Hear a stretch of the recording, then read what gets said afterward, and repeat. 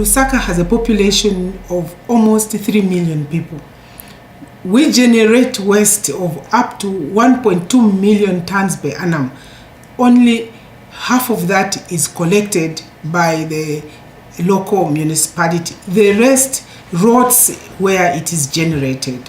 And this idea that a neighbor's friend together with aimwith can team up to provide a common good for the people, I think that is a very innovative idea which will not only reduce the impact of diseases on the community, but will create jobs for the young people.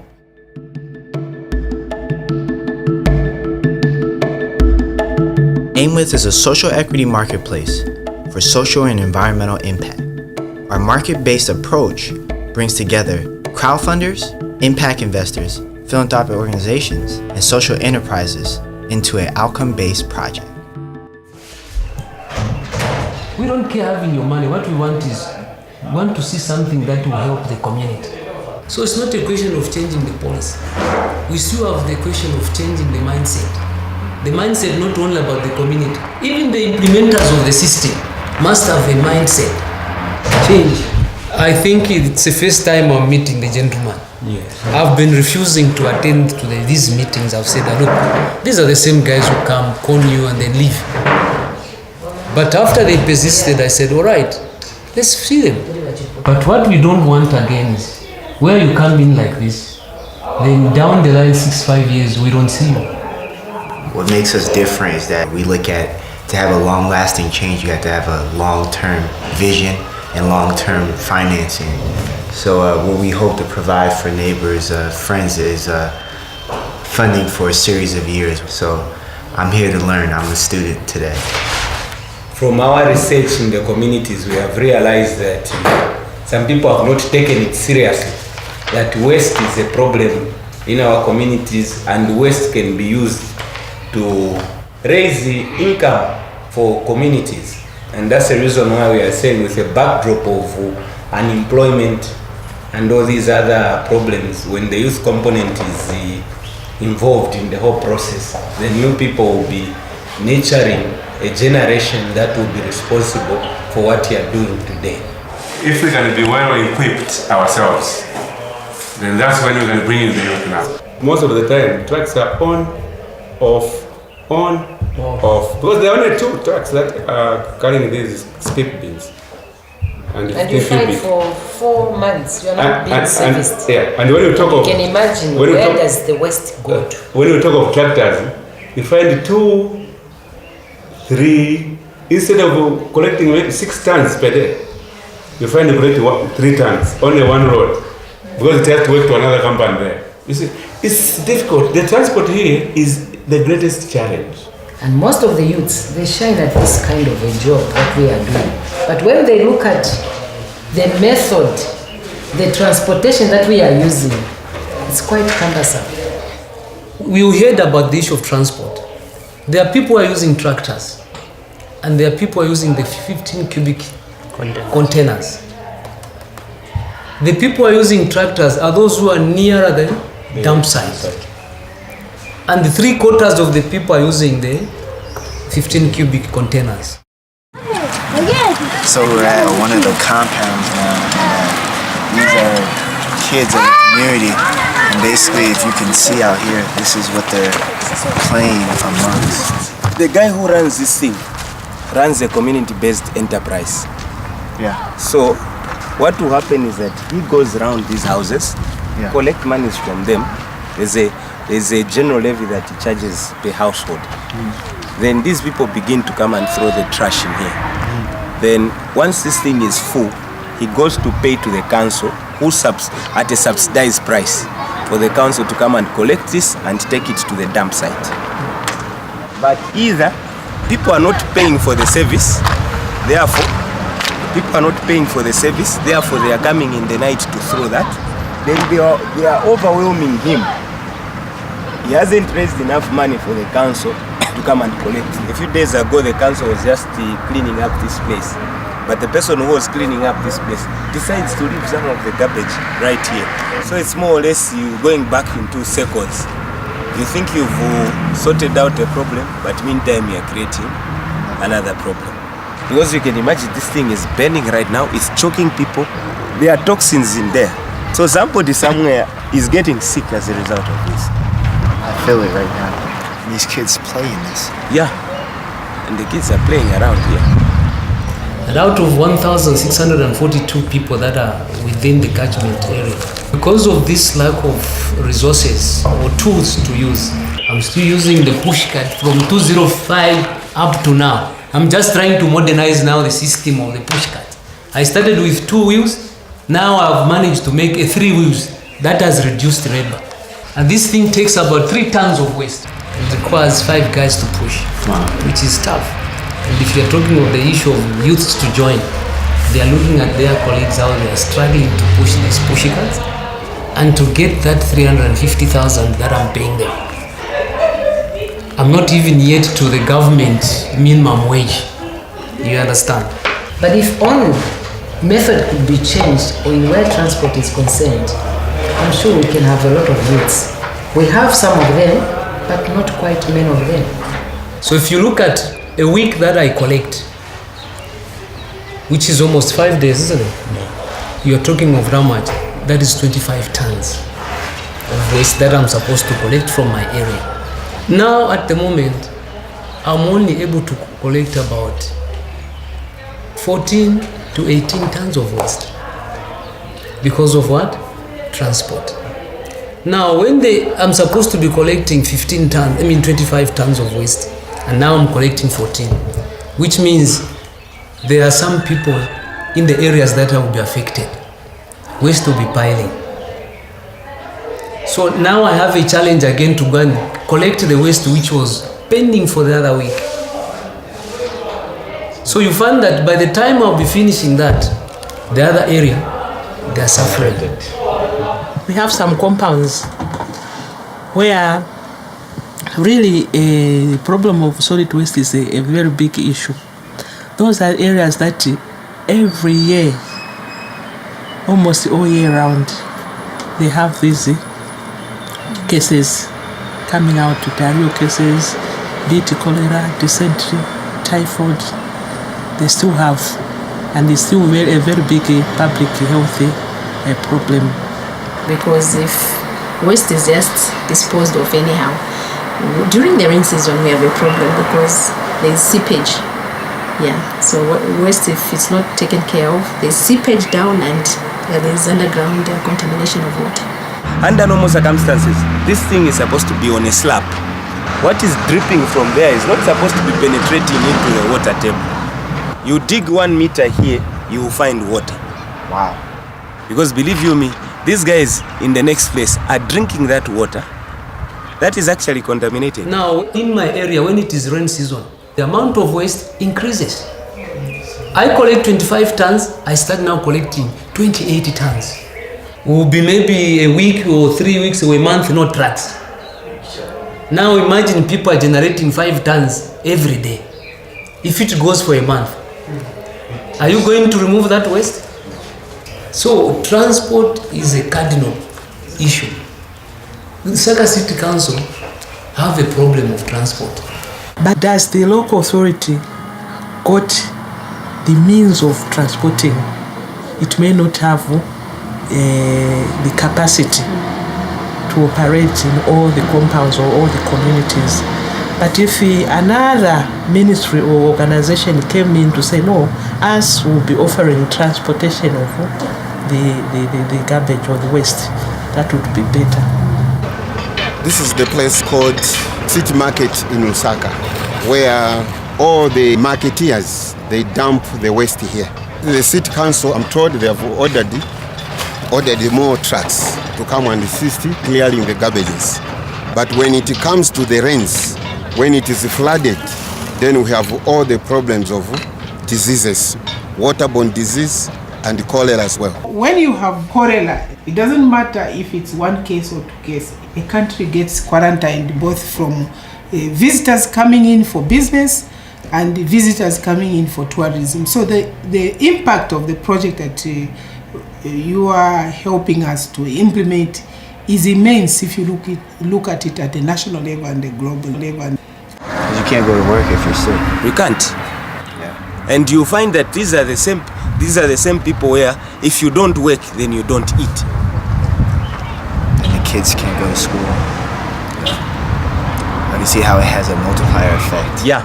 It affects everything across the board. So and that's the reason why us, as neighbors' friend, we're looking at a scenario where instead of having garbage like this, garbage should be sorted out from the very households.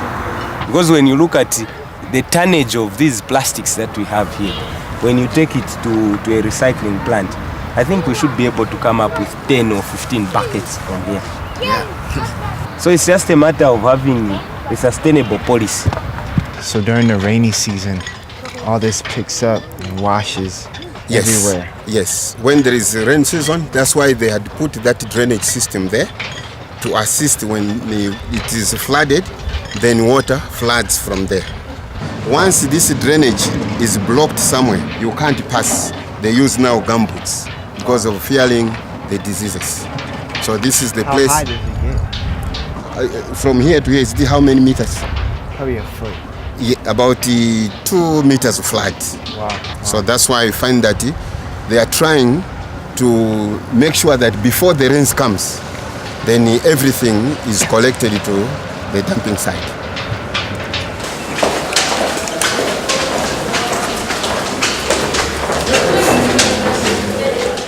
One, waste is very visible when it's not collected, and there's a lot of concern, especially during the rain season.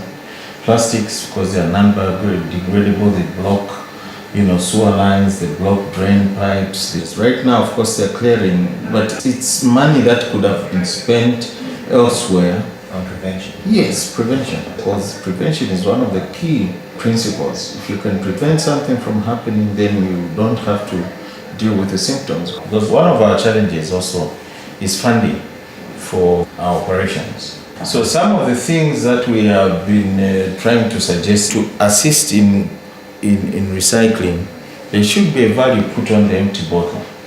And you find that in this country, there's no law that enforces you to put that mark, recycling mark. If you know you are paying for something, you look after it. Put a value on the empty bottle, say 20 cents. Well, if you bring this empty bottle clean, 20 cents will be paid on the spot, and you never see waste here. Yeah, those are some of the things we've been thinking.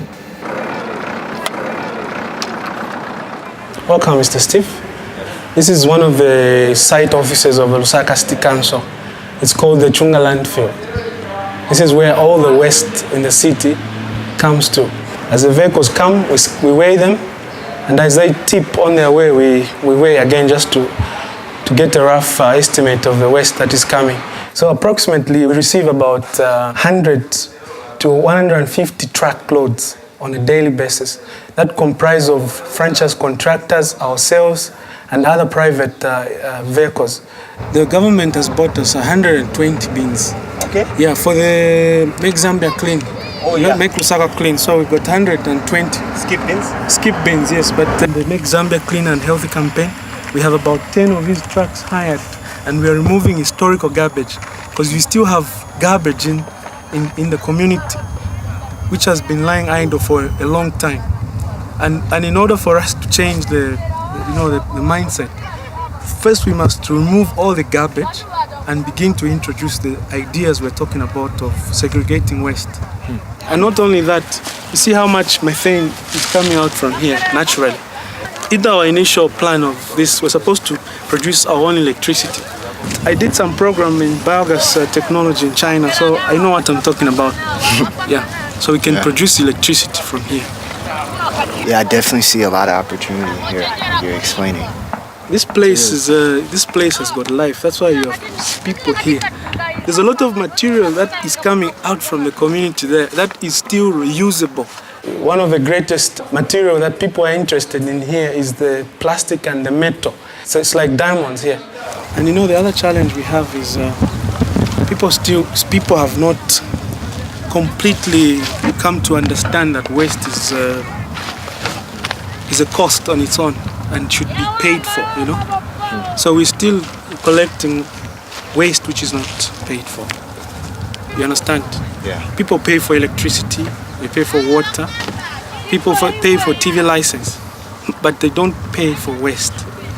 So if we can have a serious injection, yes, in the early stages it might not seem to be profitable, but 3-4 years down the line, we realize that we will be able to sustain ourselves and then have a positive impact on the lives of people. Because right now, even the information system arrangement for the country is not up to date. So it would be very difficult actually to get information as to the actual impact of mismanaged waste, insofar as health is concerned and employment and all those figures. But you can see from what you are seeing that this plant is a source of livelihood to people. Yeah. And once harnessed, it will simply mean that the Workers' Compensation and Control Board Fund will be in place to ensure that anybody who's injured, who's negatively affected insofar as health is concerned, they find their way into the state system of being compensated as long as they get into formal employment. For now, all these toxins that are getting from here, nobody will be able to compensate. Yeah. So ultimately, once this is structured in such a way that it's able to bring in the necessary revenue with the necessary technology, with the necessary input in terms of capital, believe you me, it will have a lot of impact. You come 5 years down the line, this place might even be employing 1,000 people. We have a lot of money that is being spent on the issue of what? Waste. Because now even the government has realized, even politicians, that they are chewing money, the target is waste. But nothing is changing. Every month that money comes from waste. I don't see it. The councillor will just come in, tell people, no, you people gather waste somewhere there, I'll come and collect. Using the same money which is government's money. And this is what we are saying. Enough plunder in Africa. Because we don't see, they don't even involve us as stakeholders. You just find the truck is collecting and you tell you, no, I've collected 60 million a day. Then I say, why don't you give me that 60 million? I would have even gone an extra mile by sweeping the road. We are now stuck because we haven't got enough resources. You will find that it is this department which has not been assisted with any funds to say, because we are geared, you can't get any loan to elevate ourselves. You see what I'm saying? So it's actually difficult for us. You see? Africa spends too much money on conferences. The money that you spend in conferences, if you bought the truck for us, it will do. Yes. 200 million on a conference. And that 200 million for me, I will help the community for the rest 5-7 years. Yes. I'm servicing them. Which means the money that I'll earn, I'll be able to pay my workers. You understand? The purpose of forming the association, we said, gentlemen, divided we fall, united we stand. Can we come together and see how we can fight this animal called waste? What's inspiring to me is that you guys haven't given up. You guys seem very optimistic. Though you're frustrated, you're very optimistic. I'm interested to hear more about the research and the data that you guys have. What are different metrics that you use and evaluations for figuring out what percentage of trash can be reduced if these transportation issues are fixed? Because at the end of it all, when all is said and done, we have to say, when we started the project, only 40% of the waste was going to the landfill. Mm-hmm. Now, because of this capitalization, maybe it reduces completely to 100%, yes. Meaning that our target is, if there are elements of disease and everything that come along with solid waste, then we want to see those figures getting to zero, because that component of solid waste that is causing those diseases has been sorted out. Yes. And then it will then be quantified to say if we would check how much does government spend on cholera prevention exercise. Yes. Then it will simply mean that all that money that goes into preparedness of disaster would be saved for other purposes. I'll take you to some place where people have built nice houses, but each household has got their own septic tank and soakaway within their yard. Then in the same yard, they also have a borehole. When the regulations are very clear to say you cannot have a borehole 100 meters away from a septic tank or any sewerage or soakaway arrangement. The danger of having a septic tank in one yard, it simply means that you have chemicals seeping through from your sewer, from your septic tank into the water table. And then the danger is that a person who has such a facility has actually a borehole within the same vicinity. Can you explain to me exactly what a borehole is? They draw water from the borehole. It pumps water. Some have even put overhead tanks. Because the service provider does not provide water in that particular area. So people have to move in to drill boreholes, access water from the groundwater. So within one small area, you find that if there are 20 houses, then you have 20 boreholes. And everybody have got their own septic tank. So now you can imagine the impact that thing has on the water table within that jurisdiction. It might take long, but the cycle eventually needs to be broken.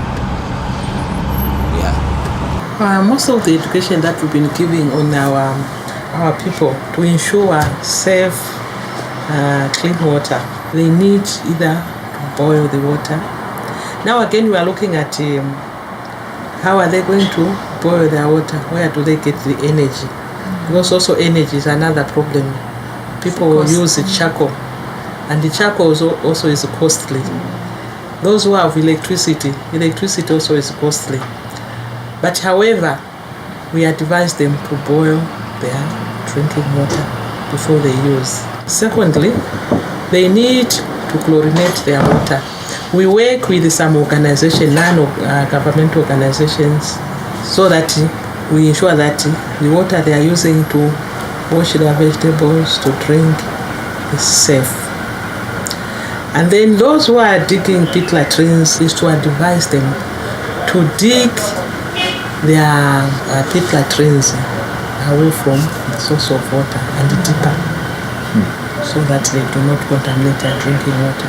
Because we have a lot of programs that we implement at community level together with health promotion. For instance, the door-to-door health campaign has helped us. Door-to-door, you go, each door you knock, you talk to people about the dangers and how they can prevent diseases and how they can avoid and resort to safer ways of disposing their waste. Yeah, not only waste, there are so many issues, but it's one of the methods that we use. Also organize some drama groups, those who can depict the situation the way it is. So people can understand more when somebody who is within from their community is talking about a problem which is affecting them.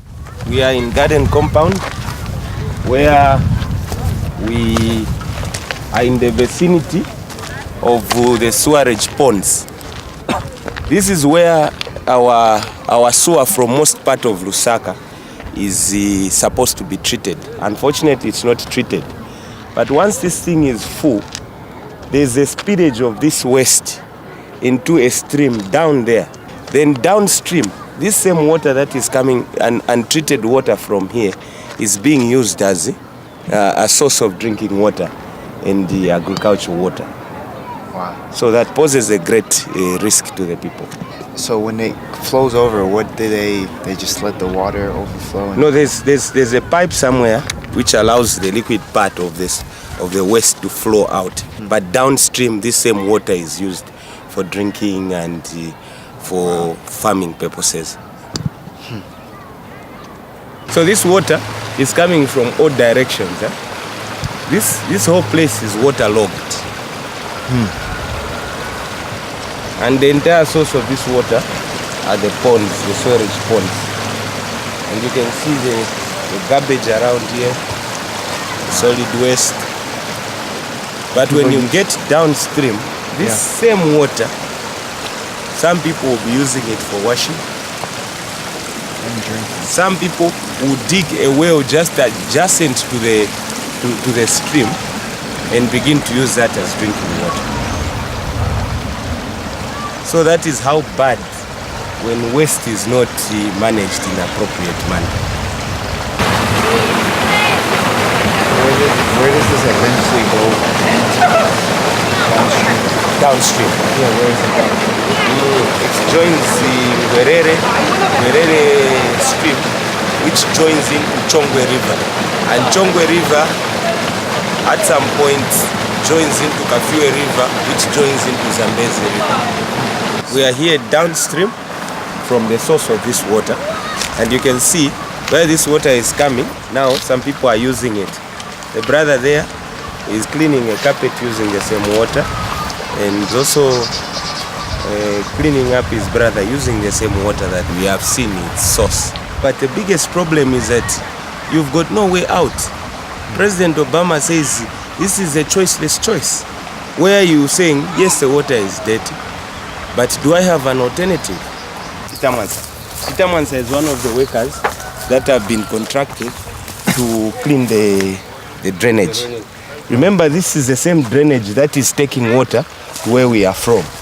These guys would today work, but tomorrow they find the people that have dumped their waste in the same drainage that they are cleaning. So it's not just a matter of cleaning, but also making sure that people don't continue to do the same things that they're doing.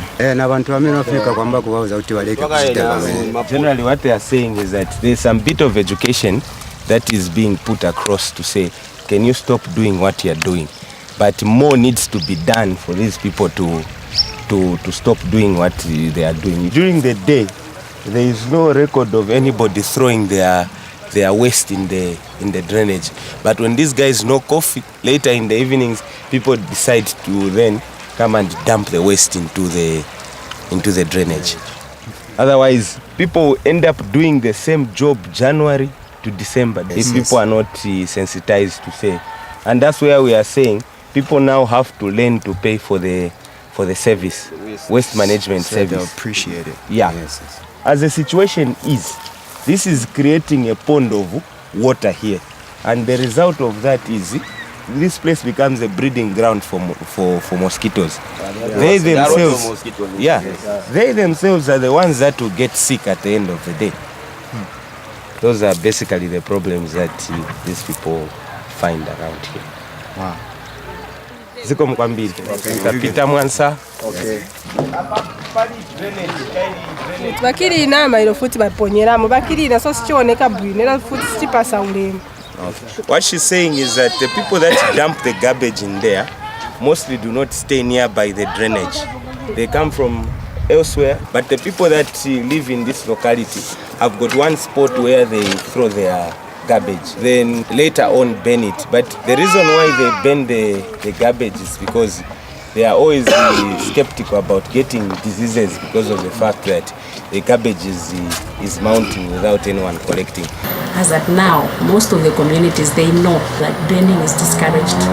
Council has subcontracted some contractors who are on the ground to collect garbage or waste at a levy, small levy. They have to pay. Yes, so maybe just a few cannot afford, or there are majority anyway that cannot afford, but burning is discouraged, and it has effects because of respiratory infections. Yes, and even pollution of the environment, because we are talking of the ozone layer. We damage the layer mostly every day. Yeah, so council is on the ground to see to it that it's not done, but it is done. But people are aware. Is she willing to pay for it? Mungafune kulipira. Kani tiziteteza na hivi. She's willing to pay for the service, except that there's no one to do the collection from here. So probably would even be safe to conclude that the reason why these people come and dump is because near this place there is no one who's carrying out the service of collecting that garbage. This area here has a population of over 5,000 people. Wow. Over 5,000. Yeah, this is the only one that is working. How many other ones are out here that are broken? There are 4 others that are broken. Wow. But the distance between this boho and the next boho is unimaginable. Just because there's a pump here, it doesn't mean this water is any cleaner than the water in the drainage system or in sitting water anywhere. It's not clean. It's not 100% clean. Many problems, I mean, chimafa. 1 month staff. 1 month staff. Okay. She says there's no water in the area, so this thing is helping them. But the difficulty that they face is the fact that there is always a breakdown. During the rain season, that's when community health supporters come here with the chlorine. Just during the rain season. And not all year round. All year round, nobody's here. People must have access to chlorine so that this at all times, not just when it's rain season. And she's just explaining to me that the mealie meal is white, but the reason why it turns this color is because once they draw water from the borehole here and boil it, the water changes its color to somewhat brown. And that's the reason why there's this disparity. Now, we might not understand, we might not know what health implications this color has, but people are busy eating because this is our staple food here. When there's a breakdown here, they get the water from the well. Okay. She says, yes, they do have outbreaks, but they don't know whether it's as a result of this water or it's the food that they are eating. Oh, wow. So it even goes back to the part of our leaders, the people that manage our resources, because this commodity is supposed to be made available to these people at all times. Yeah. That's why as Neighbours Friend, we want to, when we embark on such a project, we want to be a sustainable project.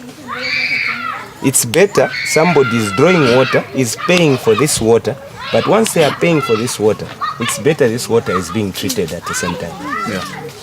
Now I want to show you where waste, they bury the waste. But are you willing to pay, if somebody had to come here and told you people, can you be paying 10 pin, 20 pin to come and collect your garbage? Are you willing to do that? Very willing. So does it mean that there's nobody who comes here to collect the garbage? No, they just along the right side there. So they have no option but to bury their own trash. And burying it, you see the proximity. I'm saying the impact that this project is going to have is going to be great, because it will be an eye opener even to the authorities to say, if they are planning, if there is a settlement that is coming up, if people are to dig boreholes, then there must be sewer network where you know that all fecal matter is being disposed of elsewhere or being treated elsewhere. What are both your thoughts on the progress of Keep Zambia Clean campaign? Yeah, the campaign itself was very good, and I think the purpose was very clear, and the goals are clear and very good, but the implementation, the way maybe the community has received it and the way we handled it, at the moment it's a bit quiet, but it was launched, and I expected that even by now we should all be conscientized that this is the way to live. But it was like it was amplified at a certain period. Then along the way, it's quiet, but the campaign is still there. If it's a community, there are certain things that you have to do, but those things I think they haven't been done already. But of course, I will not say it's just on the part of the community. Even as the implementers, are we there to monitor? Yes, to monitor what is happening. Have we identified the gaps, and how are we attending to those gaps? Are we responding? How are we responding to those? So for sure, we do try. The service is there, give them education, but on the other side, if they cannot respond positively, then there's a gap there, and the gaps are there. My name is Irene Shilupiji. I'm the initiator of the Neighbours Friend concept. We want to involve each and everyone to change their standard of living in the community, starting from the household level. 80% of the Zambian people are living in a poverty situation. So to change this, we don't have to wait for somebody to come and help. We should ourselves stand up and do the work. We're going to meet with the waste team of Neighbours Friends, so I look really forward to that, really getting to know about the operations of Neighbours with Friends in a more, I guess, visual and detailed manner. First, I want to welcome all of you to this meeting. This is a core team of the waste management project. We have a program here where young people come through. Mostly they are unemployed, educated, and basically hopeless about what to do. You have a degree, you have a certificate, and you don't have a job. So we mentor young people. And out of one of those mentorship programs, Caroline and Isabel said that they had a challenge in the area where they come from. And that challenge was about waste and the stench and disease that it was causing. And through our continuous mentorship and discussion, the project on waste management was born.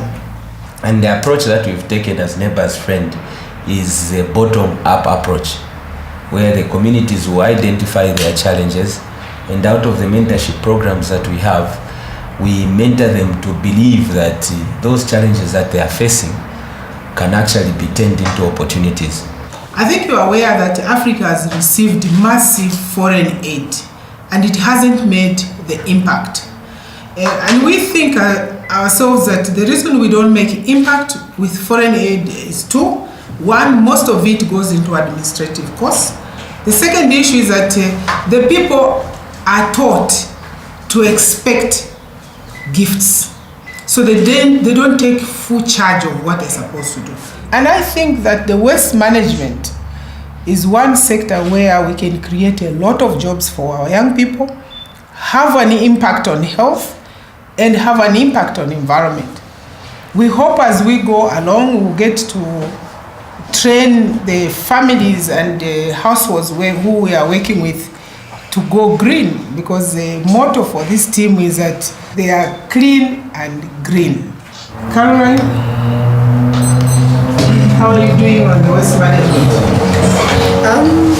So far so good. It has been very good because it's not only benefiting us but the communities. We are going to be reducing cholera and diseases such as dysentery in our communities. At the same time, we are creating employment to some of the youths. So many people have been inspired. We have people who follow us and ask us about what we're doing. And it has been very great because at the end of the day, people are going to be inspired and they'll have something to do and will not wait for jobs out there. So we'll be creating jobs in different ways. And we've actually started with an area called Obama. I'm sure we'll be going there with you on Friday. You take a look at what we're doing. Christabel? Where I come from, my area, there's too much garbage, and so I just thought of cleaning this country. We, the youths, are the leaders. If we don't do anything about it, who is going to do that? It's not all about having a white-collar job like she always says. You can do anything in life. It's not about that. And the job that we're doing is a very good job. It's rare to see us youths, especially girls, waking, carrying those black bags. It's not easy, but it's a very good job. I really learned a lot, and I'm just hoping you guys will be interested to work with us and see how we're doing it here. Yeah, we'll be there. Everybody in this room volunteers their time. There's no one who is on the salary. It starts with the young people. When you invest in the young people, you're investing in the future. It's a concept that we need to tell our people around the world that no one can come and improve your lot but yourselves. But however, outside help must come to supplement. And to the extent that this is not a donation that we're looking for social equity partners. I think that there's a perfect fit between aimwith and ourselves. I think the sole purpose of this meeting is for our colleagues from aimwith to appreciate the fact that we are not working as shadows. Everything that you see, there are people that are behind it. The waste management project, right now it's in its incubation stage, and we haven't got so many people that we've employed, but come next week we are having a training of about 100 youths that will be trained in solid waste management, and we have partners on board like the LUSAKA City Council, that will be coming with their people to do the training.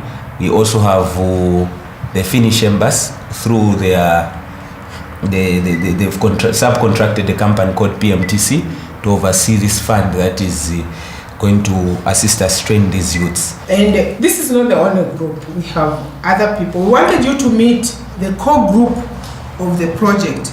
Behind them, they have almost 200 support groups in each location, whom they've gone out and trained together with the council. It's, I think, exciting. The Minister of Environment in South Africa was on a platform, I think a month ago, and said unless young people get into waste management, where we think there will be more jobs than any other sectors, because we are generating a lot of garbage. We can do recycling, we can make construction material from waste. There's a lot that we can do. We can make energy from the waste. And the council luckily is saying to us that if we can organize ourselves, even the garbage dump, they will listen to us for us to assist them recycle it. So I think the future is bright. Anyone who is looking for investment in Africa, I think the waste management sector is one area where investments must be done. They will definitely get a return. With or without poverty, garbage is always generated on a daily basis. This is a sector which is new and is growing, and no one has tapped into it. We are very, very proud to have young people on board, and personally for me, I think it's the most fulfilling task that I've had to do, to get young people off the concept that they must wake up to go to an office and look for a job, but to dress in an overall and say, today I am going to collect garbage. I find it very, very fulfilling. Do you have any expectations from the team? Wow. Other than what you've seen from the community, any expectations? I think you guys are reaching for the stars and you're gonna grab them. I think what you guys are doing is great, and I feel honored to partner up with you guys, because I think that's the special thing about what I'm trying to do with aimwith, is that I'm saying all stakeholders need to come to the table and play to their strengths. Because I feel that when we let this out to the world, it's gonna spread, because you guys are doing something so unique. And what I really like about it is that it's really empowering women. But ultimately, what will make me happy and my measure of success is that impact that we're all trying to drive and give to the community. We hope that we can grow to run this company globally. Yes, and it should be the model for Southern Africa, so we have to do things right now. And I hope to see a long-lasting working relationship and partnership between yourselves and NEIGHBOUR'S Friend. That's my hope, really. It's about the future. Thanks. And the document that gentleman was showing there is part of what we've requested, because we need every CBE to give us a profile. How many you're servicing? Those that you are not servicing, what should be the reason why? So give us that information. And that's what I need to figure out, how I can best serve you. This is only gonna work if we work together. And that's the centerpiece to what I do. It's not one person does this and everybody has to come to the stakeholder. Yes. What's involved is philanthropic foundations, NGOs, social enterprises, private investors. And it's all these players together who are coming up with the solution for a long-lasting change. Not just something that you do for 1 year and then you leave and then it goes back to normal. We're seeking to eradicate some of these issues. I'm so happy that they brought you. What we'll do now, we'll work with them. Whatever information you request, we are ready to provide for your sake. Personally, I'm very happy that you have opened up. We've seen the challenges that are there, and then you are willing to partner with us, because it would be wrong for us to ask for capital, which when capital comes in, the very key stakeholders are not willing to embrace the capital that you've brought in. That would not have any impact at all. So I believe that if this thing works out, I know my colleague is working hard to ensure that it works out. Yes. I would appreciate if the association can always be there to support this notion, because you are on the ground and you know the challenges that are there. This time, it's tight with them. That's the reassurance I can give you. We'll be tight with them. Whatever resources you spend, we'll make sure that the people benefits. We don't want to see people driving Prados on the money that people seek for them. Yeah. We have seen this. I want him to drive a genuine car, which he has worked for. Okay? By organizing us, even if he drives, I'll say, look, guy, this guy made this change. So, Bwana Mkubwa, I've heard. You are welcome. Thank you. But remember, yes, this is a tight program. Yeah. Thank you very much. It's day 7. It's our last full day here. Kind of bittersweet. It was a very insightful experience, and I feel even more motivated to move forward and really make this project happen. So we're heading off to the Obama compound, where we're meeting up with neighbors, friends, and seeing how they conduct their operations. So you see, Steven, most of the people are not used to putting their rubbish or garbage in the plastic bag, so we have to offload each time.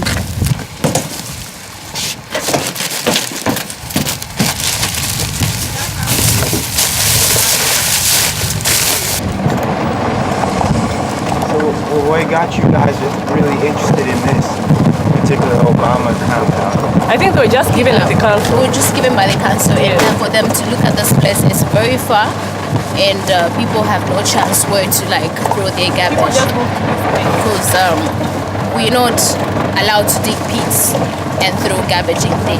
So that's why they just brought us here to work with these people to see how it's going to be. That's how we came here. Wow. But there's also another place that we've been given. It's a Mutendere, but it's very far. We haven't gone in yet.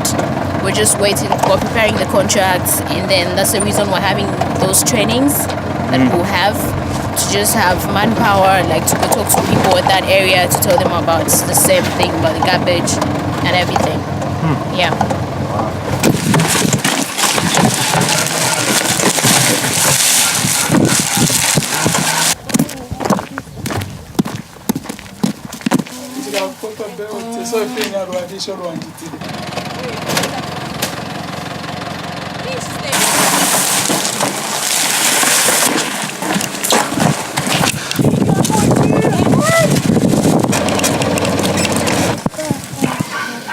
First the car goes, that's when she will go.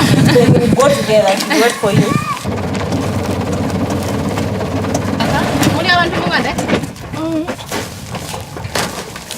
How many in total? Altogether. Yeah.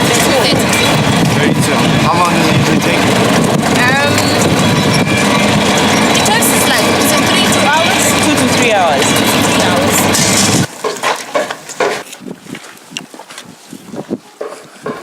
Neighbors' Friends is convenient. They're always there on time.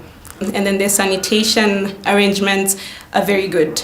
Very, very good. We don't have any problems with them. We have certain companies that you would pay to, and then they'll come, either take maybe 2 weeks, 3 weeks to come and pick up your trash. But Neighbors' Friends, they're always here every week with everything. So they're reliable.